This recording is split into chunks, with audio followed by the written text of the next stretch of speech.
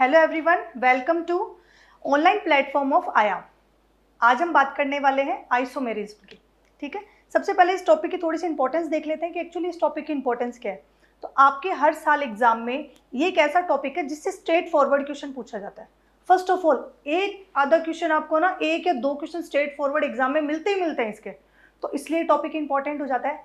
Secondly, कुछ बार क्या होता है कि रिएक्शंस के बीच में प्रोडक्ट का रिलेशन पूछने के लिए भी इस टॉपिक को यूज में ले लेता है, तो ऑटोमेटिकली टॉपिक है ना इंपॉर्टेंट हो जाता है। जैसे अगर कोई बच्चा ऐसा है जो बाकी चीज़ों में रिलेट नहीं कर पाता है, बाकी टॉपिक में नहीं कर पाता और ऑर्गेनिक में स्ट्रेट फॉरवर्ड टॉपिक देखना चाहता है, तो वो यही है, आइसोमेरिज्म ही वो स्ट्रेट फॉरवर्ड टॉपिक है। तो आपको डेफिनेटली इस टॉपिक पे अच्छे से मेहनत करनी होती है, एक एक चीज़ को समझना होता है। तो चलिए आज अपन इसी टॉपिक को स्टार्ट करते हैं। देखो सिंपल, हम इसकी सिर्फ इसके वर्ड से इसको शुरू करेंगे। जैसे मान लो कि अगर अपन देखें आइसो, आप लोगों ने बहुत जगह ये वर्ड सुना होगा। आइसो मीन्स क्या होता है? इक्वल। आइसो मीन्स क्या होता है? इक्वल। और वैसे देखा जाए ना तो ये लैटिन वर्ड है, ठीक है, जिसका मतलब क्या जाता है? इक्वल। कहीं भी आप बायोलॉजी के अंदर भी ऐसे टॉपिक वर्ड पढ़ते हो जो आइसो से स्टार्ट होता है, और बाकी जैसे मान लो और भी जगह कहीं पे भी अगर इसका मतलब है तो इसका मीन्स क्या होता है? इक्वल। ये एक लैटिन वर्ड है, ठीक है। तो लैटिन वर्ड आइसो है जिसका मीन्स होता है इक्वल। और मर का मतलब क्या होता है? पार्ट। मर का मतलब क्या है? पार्ट। जैसे मान लो आइसोमर्स, ठीक है, मर मतलब क्या है? पार्ट। अब इक्वल किस वे में बात हो रही है कि क्या चीज इक्वल है? भाई इक्वल तो कुछ भी हो सकता है, तो यहाँ पे क्या चीज इक्वल है ये भी तो मायने रखती है। यहाँ पे जो इक्वल की बात हो रही है वो है मॉलिक्यूलर वेट और मॉलिक्यूलर फॉर्मूला। क्या इक्वल होना चाहिए? मॉलिक्यूलर वेट या फिर मॉलिक्यूलर फॉर्मूला इक्वल होना चाहिए, समान होना चाहिए, ठीक है। तो इस वर्ड का मतलब क्या है? आइसोमेरिज्म मतलब इक्वल पार्ट। किस वे में? मॉलिक्यूलर वेट में। पार्ट कौन सा? मॉलिक्यूलर वेट और मॉलिक्यूलर फॉर्मूला या मॉलिक्यूलर वेट। तो सिंपल, अगर आप सिर्फ इस वर्ड को ही समझ रहे हो ना तो आपको ये डेफिनेशन ऑटोमेटिकली याद हो जाएगी। तो हमें क्या चाहिए? At least two compound, those are equal in molecular weight और इक्वल इन मॉलिक्यूलर फॉर्मूला, ठीक है। It's called isomers. Those are, ये दोनों आपस में क्या है? आइसोमर्स है। And this phenomena is called isomerism, ठीक है। इसी वर्ड से मतलब समझना है, चीजों को कॉम्प्लिकेटेड बिल्कुल नहीं करना। तो चलो अब इसको एक साथ लिख देते हैं। At least two compounds. जब भी आप किसी चीज में कंपैरिजन कर रहे हो तो दो के बीच में ही करोगे। ऐसा थोड़ी है, मान लो एक बच्चा है, अब आपके पास मान लो कोई बच्चा, आपका कोई स्टूडेंट है, जैसे मान लो आप ही हो, आप अपने पेरेंट्स पर जाके बोल रहे हो कि वो पापा मैं तो फर्स्ट आया, है ना, और आपके पापा ने पूछा बेटे कितने जने दौड़ रहे थे, आप बोल रहे मैं अकेला दौड़ रहा था, तो ये कोई कंपैरिजन थोड़ी होता है। साथ में कंपैरिजन होता है कि किससे फर्स्ट आए हो आप, किससे आगे दौड़े हो, है ना, किससे कंपैरिजन आपका हो रहा है, इस चीज पर डिपेंड करता है। तो कंपैरिजन के लिए एटलीस्ट टू कंपाउंड चाहिए होते हैं, ज़्यादा भी हो सकते हैं। तो ये तो बेसिकली कॉमन सेंस है। एटलीस्ट टू कंपाउंड हैव, क्या होना चाहिए? Same molecular formula. यहां पे बेटा एमएफ का मतलब है मॉलिक्यूलर फॉर्मूला, ठीक है, और मॉलिक्यूलर वेट। अगर किसी का मॉलिक्यूलर फॉर्मूला सेम है तो उसका मॉलिक्यूलर वेट ऑटोमेटिकली सेम आ जाता है, ठीक है। अभी अपन देखेंगे एग्जाम्पल के अंदर ही। तो ये हो गई हमारे आइसोमेरिज्म की डेफिनेशन। दिस इज कॉल्ड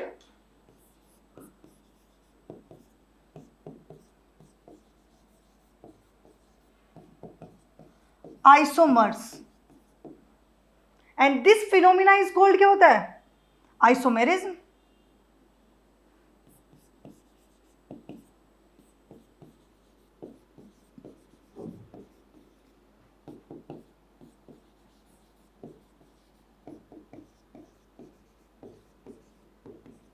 तो आज के बाद जब भी आप आइसोमेरिज्म का वर्ड सुनोगे तो आपको सबसे पहले इसको टुकड़ों में तोड़ना है। किस किस में? आइसो और मर्स में। सिंपली आइसो मतलब होता है इक्वल, कहीं पे भी आइसो वर्ड देखो उसका मतलब होता है इक्वल, और मर मतलब पार्ट, और कौन सा पार्ट? मॉलिक्यूलर फॉर्मूला और मॉलिक्यूलर वेट, ठीक है। सिंपल इसकी डेफिनेशन हो गई। अब चलो आगे बढ़ते हैं। जैसे मान लो मैं आपके सामने एक एग्जांपल लेके आती हूँ, हम ले रहे हैं ये कंपाउंड CH3 CH2 OH, और एक तरफ है ये कंपाउंड CH3O CH3। अब देखो हमने क्या बात करी थी, आइसो इक्वल होना चाहिए। क्या इक्वल होना चाहिए? मॉलिक्यूलर फॉर्मूला इक्वल होना चाहिए। तो इसका मॉलिक्यूलर फॉर्मूला बनाओ। मॉलिक्यूलर फॉर्मूला बनाने का क्या तरीका है, जो जो सेम एटम है उनको एक साथ ले आओ। लाइक यहाँ पे कार्बन है, कितने कार्बन है? 2। देन C2, हाइड्रोजन कितने हैं? 6, और एक ऑक्सीजन। जो जो सेम एटम होते हैं उनको एक साथ ले आओ और उनके नीचे नंबर लिख दो, कितने नंबर्स में वो है, ठीक है। और इसको देखो, इसका क्या गया? C2H6O। क्या सेम है? मॉलिक्यूलर फॉर्मूला सेम है। यही चाहिए था हमें। आइसोमर का मतलब क्या है? Molecular formula same. तो अब देख पा रहे हो कि दोनों का मॉलिक्यूलर फॉर्मूला C2H6O ही है। यही चाहिए था। ये दोनों आपस में क्या है? आइसोमर्स है। ये दोनों आपस में क्या है? आइसोमर्स। अब देखो, अब अगर हम बात करें आइसोमेरिज्म के, थोड़ा सा इसके फॉर्मूला, इसकी चीज़ों को और समझने की कोशिश करें, तो इसकी सेकंड डेफिनेशन आती है कि मॉलिक्यूलर फॉर्मूला तो सेम है, लेकिन डिफरेंट किस चीज़ में आता है? इनकी कम से कम केमिकल या फिर फिजिकल या फिर दोनों, इन दोनों में से कोई एक या फिर दोनों प्रॉपर्टी चेंज होनी चाहिए, ठीक है। तो सेकंड डेफिनेशन से पहले इसी कंपाउंड को देख लेते हैं अपन। जैसे मान लो अगर हम बात करें फिजिकल प्रॉपर्टी की, इस कंपाउंड की फिजिकल प्रॉपर्टी देखो। फिजिकल प्रॉपर्टी में कौन क्या क्या आ सकता है? मेल्टिंग पॉइंट ले लो, बॉइलिंग पॉइंट ले लो, ठीक है। तो क्या होगा अगर जैसे सिर्फ हम बॉइलिंग पॉइंट की बात करें, तो इसका जो बॉइलिंग पॉइंट है वो कंपैरेटिवली ज़्यादा होता है इस कंपाउंड से। अब हम इतनी देर से इस बोल रहे हैं, चलो बेचारों को नाम दे देते हैं, ठीक है।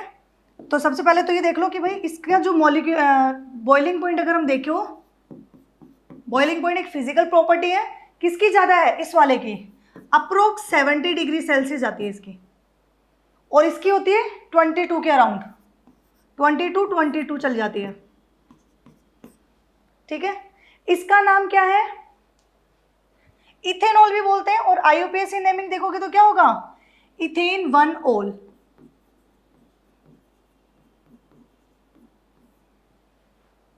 और उसका क्या नाम है?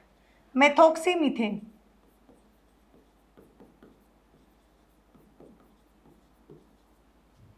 ठीक है। तो क्या डेफिनेशन है? अगर हम इसकी करेक्ट डेफिनेशन एकदम क्लियरली देखें तो मॉलिक्यूलर फॉर्मूला सेम, फिजिकल और केमिकल या फिर दोनों प्रॉपर्टी में क्या आना चाहिए? चेंज आना चाहिए। तो इसकी सेकंड डेफिनेशन लिखो,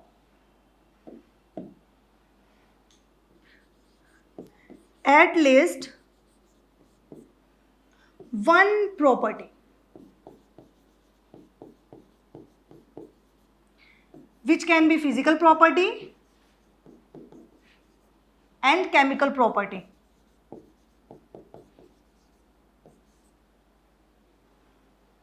should be changed। ये होती है इसकी कंप्लीट डेफिनेशन आइसोमेरिज्म की। आपको बेटा क्या करना है, इसके जो नोट्स है ना वो साथ साथ बनाने हैं। जब अपना हाथ आप साथ साथ चलाओगे और समझोगे ना चीज़ों को, तो अच्छे से लिंक कर पाओगे अच्छे से, ठीक है। तो इसलिए आपको इसके नोट्स भी साथ साथ बनाने हैं, ओके। तो अब चलो इसमें आगे बढ़ते हैं। अब देखो हमारे पास है कोई कंपाउंड, दो कंपाउंड है, ठीक है। एक कंपाउंड ये रहा और एक ये रहा। इन दोनों के साथ क्या हो सकता है? अगर मैं किसी कंपाउंड में चेंज करना चाहूँ तो मैं कितनी तरीके की चेंज कर सकती हूँ। लाइक जैसे मान लो यही है मेरे पास, CH3 CH2OH ही था, तो मैं इसमें क्या क्या बदल सकती हूँ? भाई हो सकता है कि मैं इस ऑक्सीजन बॉन्ड को तोड़ के इसके बीच में ले आऊं, ऐसा हो सकता है। या फिर अगर इस मॉलिक्यूल को, अब ये तो क्या 2D है, अगर अपन बोर्ड की बात करें या फिर प्लेन की बात करें तो वो 2D होती है। अगर हम 2D में मॉलिक्यूल देखते हैं तो वो इस तरीके से होते हैं, या फिर हम ज़्यादा से ज़्यादा क्या कर सकते हैं, इनके बॉन्ड को डिवाइड करके दिखा सकते हैं। लेकिन अगर इस बॉन्ड को 3D में लाया जाए, ठीक है, और हम बाहर जाके एक एक बॉन्ड को देख रहे हैं, तो उनकी कुछ ना कुछ तो डायरेक्शन होगी। लाइक CH3 के जो हाइड्रोजन है इनकी डिफरेंट डायरेक्शंस होगी, इसकी डिफरेंट होगी, इसकी डिफरेंट होगी, ठीक है। तो अगर दूसरा चेंज मैं क्या कर सकती हूँ, यहाँ पे तो मैंने बॉन्ड तोड़ के बीच में डाल दिया ऑक्सीजन को। सेकंड चेंज में क्या कर सकती हूँ, ये जो मेरी तरफ बॉन्ड आ रहे हैं उनको ही तोड़ मरोड़ दूँ, ठीक है, 3D में उनको चेंज कर दूँ, तो ये एक चेंज हो सकता है। तो किसी भी कंपाउंड के अंदर हम दो तरीके की चेंज कर सकते हैं, या तो उसकी कनेक्टिविटी बदल दो बॉन्ड को तोड़ मरोड़ के, या सेकंड हम ये कर सकते हैं कि उसका ओरिएंटेशन, जो हमारी तरफ बॉन्ड आ रहे हैं उनको घुमा के हम डायरेक्शन बदल सकते हैं। तो किसी भी कंपाउंड में पॉसिबली दो ही चेंज होते हैं। अब उन्हीं दोनों का नाम दे दिया गया, वो नाम आपको ध्यान रखना है और वो टेबल अच्छे से अपने इमेज में डालने हैं, ठीक है। तो चलो देख लेते हैं इसके 2 पार्ट्स। तो बेटा आइसोमेरिज्म के होते हैं, पॉसिबल चेंज भी 2 टाइप के हैं और पार्ट्स भी 2। कौन कौन से? फर्स्ट आता है स्ट्रक्चरल आइसोमर। क्या चीज हुई? स्ट्रक्चर। स्ट्रक्चर में हम क्या चेंज कर सकते हैं? कनेक्टिविटी। सेकेंड पार्ट क्या हो सकता है? स्टीरियो। जो मैं 3D में बॉन्ड घुमा रही थी ना, उस चेंज को बोलते हैं स्टीरियोकल चेंज। इसके हमने क्या चेंज किया है? स्टीरियो चेंज करी है, स्टीरियो आइसोमर्स, ठीक है। चलो इसके बारे में भी लिख देते हैं थोड़ा सा। स्ट्रक्चर चेंज में हम बदलते हैं यहाँ पे कनेक्टिविटी।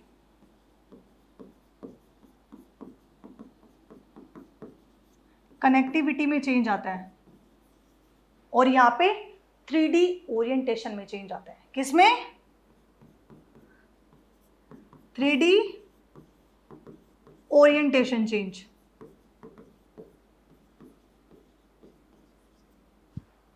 अब देखो, जो स्ट्रक्चरल आइसोमर है ना, वो बेसिकली 6 तरीके का होता है। अब ये जो पिक्चर यहाँ पे बन रही है, ये आपको ना याद होनी चाहिए, ये आपको याद करनी है। लिटरली आपको अपने हाथों से एक एक चीज़ को प्यार प्यार से लिख के याद करना है, क्योंकि ये जो पूरा स्लाइड है ना, ये इस पूरे चैप्टर का है ना, वो होता है सार होता है, वो है ये, ठीक है। जब आपको ये चीज़ें ध्यान रहेगी तो आपको पता रहेगा कि चैप्टर में आपने क्या क्या पढ़ा है, तो जो आप चीज़ें पढ़ोगे वो बिखरेगी नहीं माइंड में, ठीक है। इसलिए ये जो स्लाइड है वो इंपॉर्टेंट होती है, तो इसको आपको याद करना है, ये आपको बनाने भी आने चाहिए और आपको पता भी होना चाहिए कि इसमें कितने तरीके के हैं। तो देखो, स्ट्रक्चर के अंदर अगर हम बात करें तो सबसे पहला आता है चेन आइसोमर। अच्छा, इस टॉपिक की सबसे अच्छी खासियत यह है कि जो जो इसका नाम है ना, वैसे वैसे चलते जाओ तुम, जैसे जैसे नाम है वैसे वैसे इसके काम है, तो इसकी सबसे बढ़िया बात है इस टॉपिक की, ठीक है। आइसोमेरिज्म। सेकंड ये होगा positional isomerism.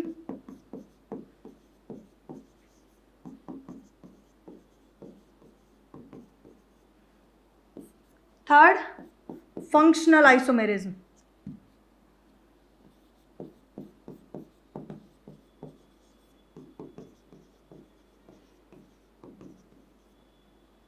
Fourth ring chain. आप ये चीज नोटिस करोगे कि जो जो इनके नाम अपन लिख रहे हैं ना, वैसे वैसे ये एक्ट करने वाले हैं।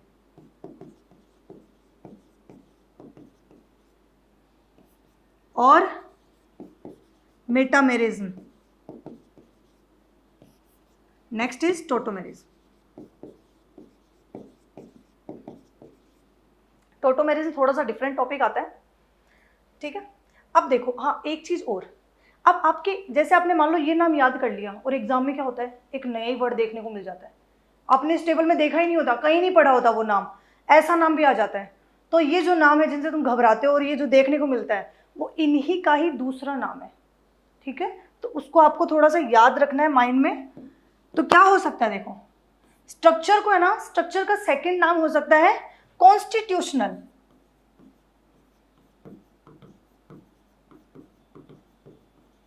कॉन्स्टिट्यूशन से भी बोलते हैं, स्ट्रक्चर डायरेक्ट ना बोल के कॉन्स्टिट्यूशन वर्ड आ जाता है। आपको कंपाउंड्स दे दिए जाएंगे, दोनों में रिलेशन पूछा जाएगा कि इसमें क्या रिलेशन है, और ऑप्शन में आपको समझ में नहीं आ रहा होगा क्या रिलेशन है, लेकिन ऑप्शन में अटक जाओगे। ऑप्शन में आपको समझ में नहीं आएगा कि जैसे मान लो अगर कॉन्स्टिट्यूशन वर्ड आ गया और यहाँ पे आ गया स्टीरियो का, मान लो वो आ गया, ज्योमेट्रिकल आ गया, ऑप्टिकल आ गया, और कॉन्स्टिट्यूशनल वर्ड आ गया और आ गया मान लो स्टीरियो, तो आपको दिख रहा होगा कि मॉलिक्यूल क्या है एग्जैक्टली, आपको पता चल रहा होगा स्ट्रक्चर है, लेकिन उसका नाम नहीं पता चलेगा। क्यों? क्योंकि उसने डिफरेंट नाम दे दिया। ऐसा एग्जाम में हो जाता है। तो ये वर्ड है ना आजकल बहुत चल रहे हैं, तो इसको आपको याद रखना है कि कॉन्स्टिट्यूशन का मतलब है स्ट्रक्चर, इसी का ही दूसरा नाम है। आपके भी घर में दो दो नाम होते होंगे, लोग कंफ्यूज होते हैं, वैसे ही इनके भी दो दो नाम है, ठीक है। अब देखो स्टीरियो के अंदर कौन कौन सा आ सकते हैं, कन्फर्मेशनल एंड कॉन्फ़िगरेशन।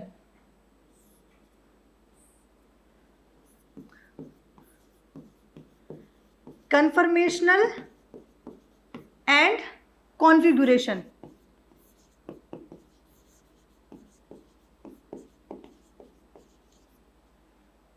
ठीक है। इसमें सबसे ज्यादा जो आपकी इंपॉर्टेंट टॉपिक है स्टीरियो, स्टीरियो से वो बहुत इंटरेस्टेड होता है सीआईपी रूल के बारे में जानने के लिए। आपसे पूछ लेगा कायरल सेंटर पे कौन सा आर है कि एस है, आपसे ये पूछ लेगा सिस है कि ट्रांस है। तो यहाँ पे वेराइटी ऑफ क्वेश्चन सबसे ज़्यादा जो मिलते हैं ना, इसमें मिलते हैं। तो जो सबसे ज़्यादा इंपॉर्टेंट पोर्शन आपके एग्जाम के लिए है वो है स्टीरियो, ठीक है। अब स्टीरियो में जो पार्ट पढ़ते हैं वो पढ़ते हैं कॉन्फ़िगरेशन में। कौन कौन से, ज्योमेट्रिकल और ऑप्टिकल। Geometrical and optical. ये देखो, ये जो स्लाइड है ये इस पूरे चैप्टर में हम क्या क्या पढ़ने वाले हैं वो चीजें हैं। और जब आपके दिमाग में ये आएगा तब जब हम नेक्स्ट स्टेप चलेंगे ना, तो आपको पता चलेगा कि कहाँ पे इसका मतलब क्या है, ठीक है। तो इसको अच्छे से अपनी कॉपी में नोट डाउन करो और आगे बढ़ते हैं। अब हेडिंग डालते हैं स्ट्रक्चर आइसोमर। इसे समझते हैं क्या है ये।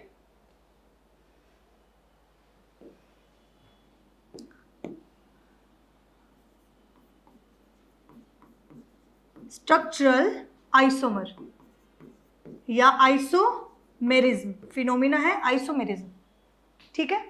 सिंपल, जैसे कि मॉलिक्यूलर फॉर्मूला सेम है, ये तो पूरे सिलेबस में आपके ये चलेगा।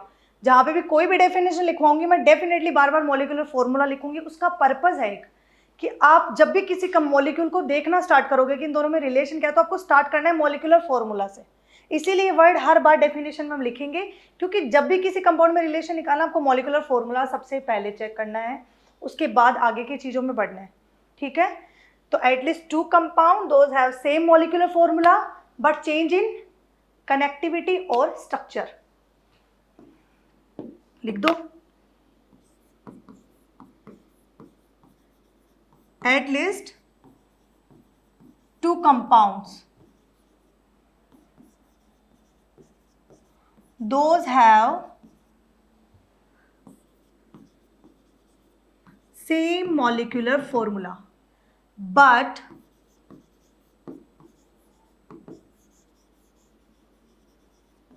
different in किसमें, स्ट्रक्चर में। स्ट्रक्चरल को मैं सीधे अगर वर्ड में, एक वर्ड में समझाना चाहूं तो कनेक्टिविटी में। हर एक आइसोमेरिज्म में स्ट्रक्चर वाले में आपको क्या चेंज दिखेगी, कनेक्टिविटी चेंज दिखेगी। तो कनेक्टिविटी, एक बार ऐसा भी क्वेश्चन आ जाता है, जैसे इस एग्जाम का तो नहीं लेकिन कुछ एग्जाम में आया हुआ है, बेसिक एग्जाम जो होते हैं उनके अंदर आ जाता है कि जैसे मान लो चेंजेस करके बताता है वो मॉलिक्यूल्स में नाम के साथ, और फिर पूछ लेता है जैसे मान लो एक वर्ड आ गया कनेक्टिविटी में चेंज हो रहा है तो कौन सा आइसोमर है। तो इसलिए आपको यहाँ पे ये जो वर्ड लिखवाया जा रहा है वो इसीलिए लिखवाया जा रहा है कि भाई एग्जाम के क्वेश्चंस रिपीट हो जाते हैं, कभी अगर आपको देखने को मिले या तो आपको पता रहे कि इसको कनेक्टिविटी चेंज भी बोलते हैं, differ in structure and connectivity.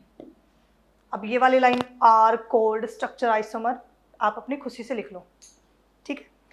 अब देखो इसमें एक वर्ड, एक चीज और इंपॉर्टेंट आती है कि यहाँ पे IUPAC नेम भी चेंज होता है। आपने IUPAC जस्ट इसके पहले एक टॉपिक पढ़ा होगा, तो क्या होता है जब स्ट्रक्चर बदलती है ना किसी की, तो उसका IUPAC नेम ऑटोमेटिकली चेंज हो जाता है। और किस में चेंज आता है, एंड डिफरेंट किस में होता है,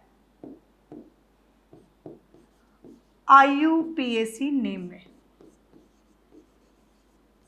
ये भी बदलता है अगर किसी कंपाउंड की कनेक्टिविटी या किसी कंपाउंड के स्ट्रक्चर चेंज हो रही है तो उसका IUPAC नेम भी बदल जाता है, ठीक है। चलो अब इसमें स्ट्रक्चर में हमने नेक्स्ट हेडिंग क्या डाली थी, स्ट्रक्चर का ही सब पार्ट क्या था, चेन आइसोमर। और यहां से हम टॉपिक में एंटर कर रहे हैं और यहां से हमारी जो चीजें हैं स्टार्ट होती है आपके एग्जाम के लिए इंपॉर्टेंट चीजें आनी, ठीक है। तो हेडिंग डालो चेन आइसोमर और इसे समझते हैं। फर्स्ट स्ट्रक्चर का ही सब पार्ट है ये, आइसोमेरिज्म का सब पार्ट होगा।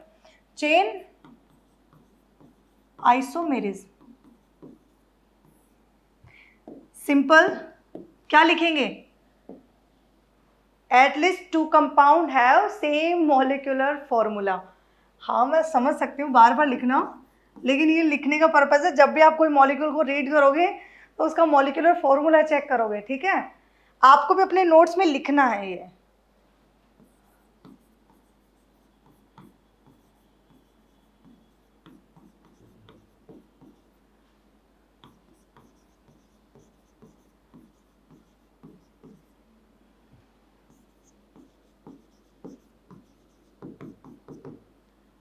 बट किस चीज में चेंज है वो देखो। अच्छा इस पॉइंट के अंदर क्या होता है, अब अपन ये जो पढ़ेंगे, जैसे मान लो चेन आइसोमर पढ़ रहे हैं, पोजीशन पढ़ रहे हैं, तो आपको है ना ये जो मैं वर्ड लिखवा रही हूँ, जो डिफरेंस में वर्ड लिखवा रही हूँ, उस वर्ड को अच्छे से समझना है। अगर आपने उस वर्ड को अच्छे से समझा है ना, फिर आपको कोई ट्रिक वगैरह अप्लाई करने की जरूरत नहीं है, सीधे कॉन्सेप्ट पे काम करेंगे, ठीक है।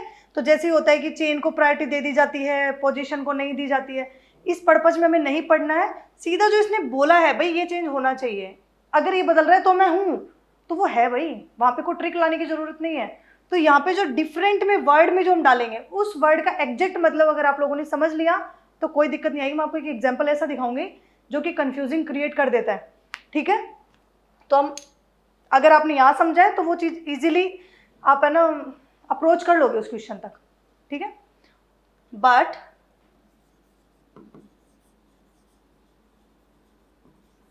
Different in parent carbon chain, क्या चीज, पेरेंट कार्बन चेन और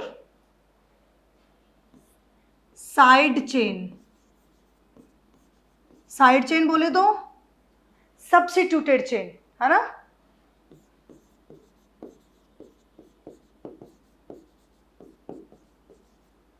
यहां पे अगर चेंज आ रहा है तो वो मेरा चेन आइसोमर है। अब आईयूपीएसी नेम डेफिनेटली, जब मैंने यहाँ पे स्ट्रक्चर में लिखा है कि आईयूपीएसी नेम बदलेगा तो ये भी तो स्ट्रक्चर का पार्ट है, तो चेन में भी चेंज होगा। एक एग्जांपल से अपन समझेंगे अभी, ठीक है। तो जो सबसे ज्यादा इंपॉर्टेंट है, इसको कलरफुल लिखने का रीजन यही है कि इस वर्ड पे हम फोकस करेंगे, इस वर्ड को ढंग से समझेंगे तो ये ऑटोमेटिक सॉल्व हो जाएगी। ट्रिक व्रिक वाली जो भी प्रॉब्लम है वो यही सॉल्व हो जाएगी, हमें उसकी जरूरत ही नहीं पड़ेगी। अब देखो आगे एक एग्जांपल लेते हैं, यहां से स्टार्ट करते हैं समझना इसको। जैसे मानो हमारे पास है 5 कार्बन की चेन, ठीक है, और एक है ये। अब इन दोनों कंपाउंड में हमें सबसे पहले क्या चेक करना है, जो कि मैंने हर जगह लिखवाया है, हर डेफिनेशन में लिखवाया है, मॉलिक्यूलर फॉर्मूला। इन दोनों कंपाउंड का मॉलिक्यूलर फॉर्मूला चेक करो। तो कार्बन से करते हैं, अगर कार्बन स्टेबल है तो हाइड्रोजन ऑटोमेटिक हो गए, क्योंकि दोनों की दोनों एल्केन है, ठीक है। यहाँ पे कोई डबल बॉन्ड या बन नहीं रहा है तो हाइड्रोजन ऑटोमेटिक स्टेबल हो जाते हैं।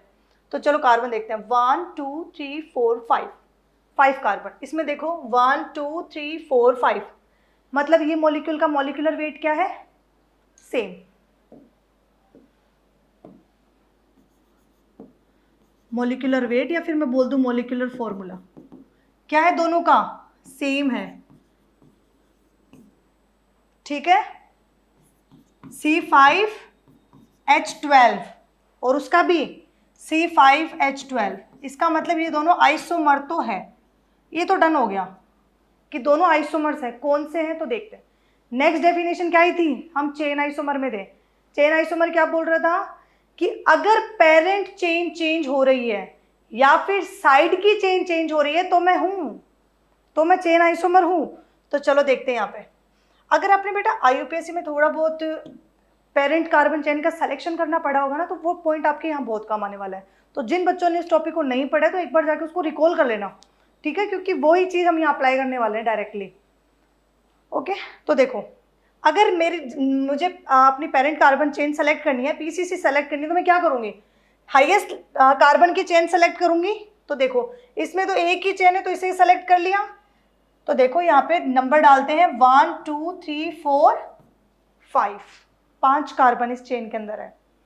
इसमें पीसीसी सेलेक्ट करो, हाईएस्ट नंबर कार्बन चेन 1 2 3 4। अगर मैं ये चेन लूँ तो भी 4 आ रहे हैं, 1 2 3 4। अगर ये वाली चेन भी सेलेक्ट करूँ तो भी 4 कार्बन आ रहे हैं। तो मेरी मर्जी कोई सा भी कर लूँ, तो 1 2 3 4। यहाँ पे पीसीसी में कितने कार्बन है? 5 कार्बन। और यहाँ पे कितने कार्बन है? 4 कार्बन।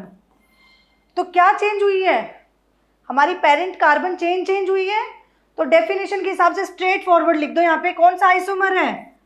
Chain isomer. क्यों? क्योंकि पीसीसी चेंज हुई है यहाँ पे।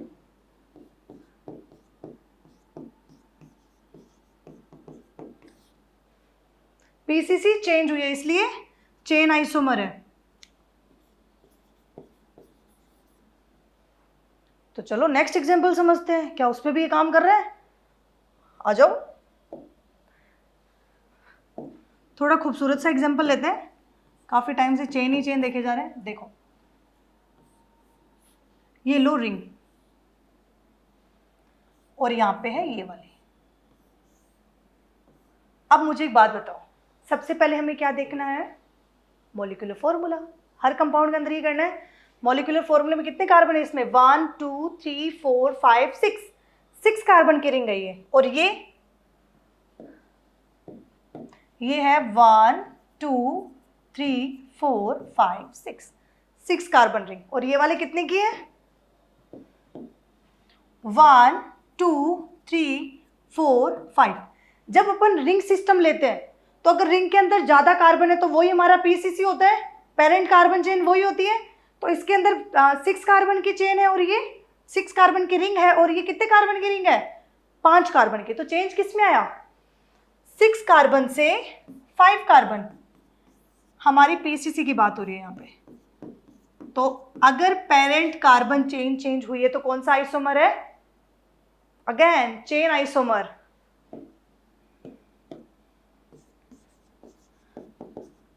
तो ये भी चेन आइसोमर है। अब इसके आगे लेते हैं कमाल का एग्जांपल। मतलब मैंने देखा है कि बच्चों को उस पर बहुत कंफ्यूजन रहता है, फिर यहाँ से स्टार्ट हो जाते हैं ट्रिक लगाना। पोजीशन को देंगे, चेन को देंगे, किसको देंगे? किसी को नहीं देना। जो नाम दिया गया है उस हिसाब से काम कर लो, तुम्हें अपना जवाब ऑटोमेटिकली मिल जाएगा। चलो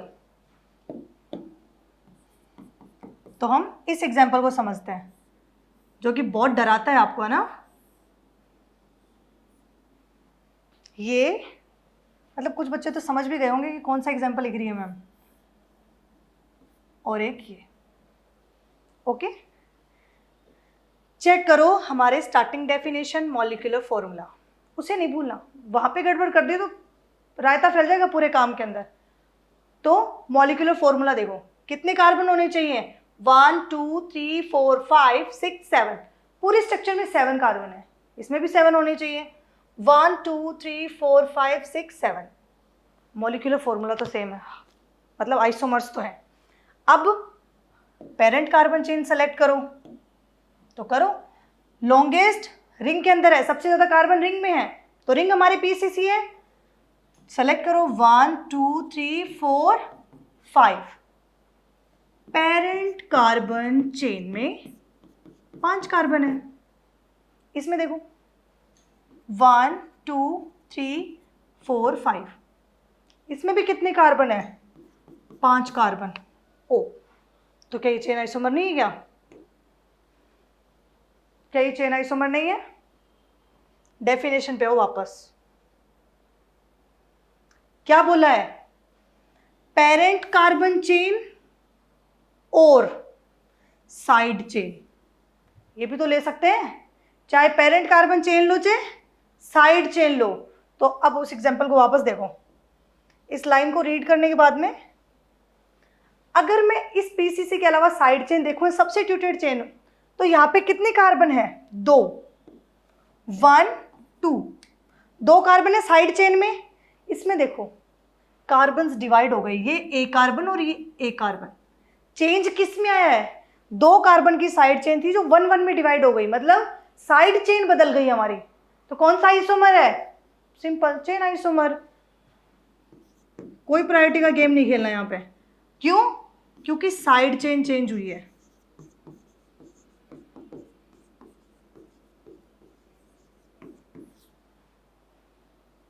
इतना सारा इस एग्जांपल में, अगर आपने वो डेफिनेशन ढंग से समझी है कहीं नहीं अटकोगे। सबसे पहले मॉलिक्यूलर फॉर्मूला, फिर चेन, साइड चेन भी देखनी है और पेरेंट चेन भी देखनी है। दोनों में से जिसमें भी चेंज आएगा उस हिसाब से उसका नाम टिक कर दो, ठीक है। चलो और एग्जांपल लेते हैं।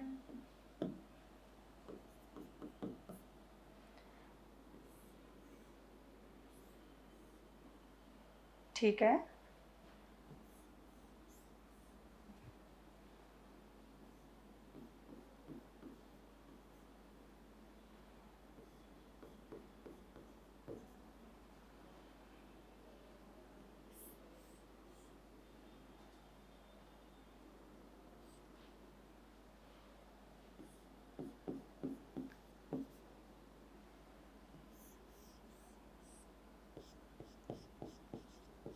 इस एग्जाम्पल को समझते हैं। इसमें हमें सभी का जवाब मिल जाएगा। अब तक जो हमने पढ़ा है फाइनल हम कंक्लूजन तक पहुंच जाएंगे चेन में। तो देखो, सबसे पहले मैं आपसे रिलेशन पूछती हूँ, इसमें बताओ फर्स्ट और सेकंड में रिलेशन बताओ। तो क्या करोगे? मॉलिक्यूलर फॉर्मूला देखो और फिर चेन देखो, पेरेंट चेन और साइड चेन। तो चलो इस मॉलिक्यूल में स्टार्ट करते हैं। मॉलिक्यूलर फॉर्मूला 1 2 3 4 5, 5 कार्बन है इसमें। 1 2 3 4 5, 5 कार्बन। पेरेंट चेन के अंदर भी 5 ही कार्बन है। इसका मतलब मॉलिक्यूलर फॉर्मूला भी सेम है, पेरेंट कार्बन चेन भी सेम है। साइड में तो कोई चेन है ही नहीं, साइड में तो ग्रुप जुड़ा हुआ है। तो अब देखो, इसमें अगर हम चेंज देखें तो यहाँ तक तो हमें नहीं पता चल रहा कि कौन सा आइसोमर है। तो एक काम करो, इन दोनों का ना नाम लिखो। जैसे मान लो अगर अपन IUPAC नेम लिखे या फिर चलो पोजीशन ही दे दो तो भी हमें इसका आइडिया लग जाएगा। 5 कार्बन चेन और इसमें भी 5 कार्बन चेन है। जब हम नंबरिंग करते हैं तो कैसे करते हैं? सब्स्टिट्यूटेड ग्रुप को मिनिमम नंबरिंग देने की कोशिश करते हैं। तो इस पे दो 1 2 3 4 5 और इस पे दो 1 2 3 4 5। अरे इन दोनों का तो सब कुछ सेम चल रहा है। हाँ, इनका तो सब कुछ सेम है, तो क्या चेंज आया है? और नाम देखो IUPAC naming, 2 nitro pentane, 2 nitro pentane. IUPAC naming भी सेम है। इसका मतलब इन दोनों कंपाउंड में कोई चेंज है ही नहीं। ये आपस में क्या है? आइसोमर्स हैं क्या? आइसोमर्स की डेफिनेशन ये जरूर दी गई थी कि मॉलिक्यूलर फॉर्मूला सेम होना चाहिए, लेकिन इनका तो सब कुछ ही सेम है, ना तो स्ट्रक्चर बदल रही, कोई चेंज नहीं हो रही। तो ऐसे जब कंपाउंड हमारे सामने आ जाते हैं उनको हम बोलते हैं आइडेंटिकल। ऐसे होता ना, दो लोग एकदम सेम से लगते हैं, बिल्कुल सेम है, सिमिलर है एकदम, तो उनके लिए क्या वर्ड यूज करते हैं? आइडेंटिकल। तो यहाँ पे ये जो कंपाउंड है ये आपस में कैसे हैं? आइडेंटिकल है। लेकिन आपके केमिस्ट्री के अंदर एक ऐसा ही चलते फिरते एक वर्ड और यूज कर लेते हैं जो कि एग्जाम में देखा जाता है और फिर आपको फिर समझ नहीं आता कि कहाँ से आ गया। आइडेंटिकल का ही दूसरा नाम है होमोमर। क्या है? होमोमर। इसी को बोला जाता है कि भाई ये दोनों के दोनों जो है ये होमोमर्स है। तो इस वर्ड को कभी दोबारा आपको फ्यूचर में देखने को मिले तो इसका मतलब होता है आइडेंटिकल। इस सिचुएशन में ये काम में लिया जाता है, ठीक है।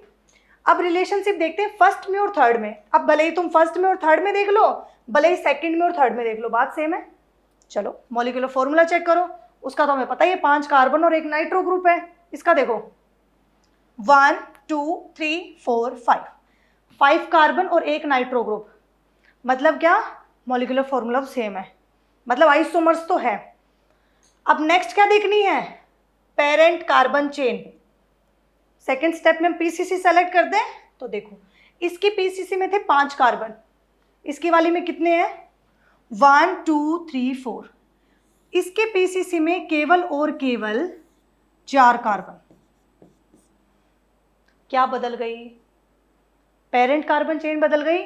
तो कौन सा आइसोमर होंगे? Chain isomer. ये दोनों आपस में कैसे हैं? Chain isomer. फर्स्ट का और थर्ड का कैसा रिलेशन है? चेन आइसोमर का। फर्स्ट का और सेकंड का आइडेंटिकल,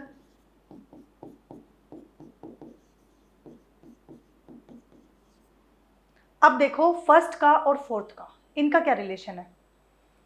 सबसे पहले पीसीसी में इसके 5 कार्बन है, इसके देखो है क्या, मॉलिक्यूलर फॉर्मूला से सेलेक्ट करते हैं। सबसे पहले molecular formula, 5 carbon 1 nitro group, इसका देखो 1 2 3 4 5, 5 कार्बन और 1 नाइट्रो ग्रुप, मतलब मॉलिक्यूलर फॉर्मूला तो सेम है। अब पीसीसी देखो, पेरेंट कार्बन चेन या साइड चेन, तो इसके पेरेंट कार्बन चेन में 5 कार्बन है, इसका देखो 1 2 3 4 5, इसमें भी 5 कार्बन है, मतलब पीसीसी तो नहीं बदली और साइड ग्रुप भी नहीं बदला, तो क्या ये आइडेंटिकल है। नंबरिंग देके देख लो, नाम लिख के देख लो, 1 2 3 4 5, नाइट्रो ग्रुप इसमें सेकंड पोजीशन और इसमें थर्ड, क्या आया, सेकंड से थर्ड पोजीशन हो गई, मतलब चेंज तो है। किस चीज में चेंज है, पोजीशन में चेंज है।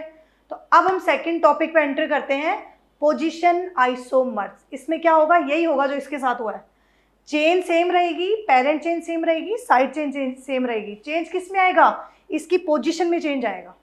ठीक है, तो नाम क्या पड़ गया, पोजीशन आइसोमर। तो यहां से हम एंट्री करते हैं first and fourth position isomer और हेडिंग डालो, इसे रीड करेंगे। अब अपन मिलते हैं नेक्स्ट क्लास में। आप सभी को यहां तक के लिए ऑल द बेस्ट।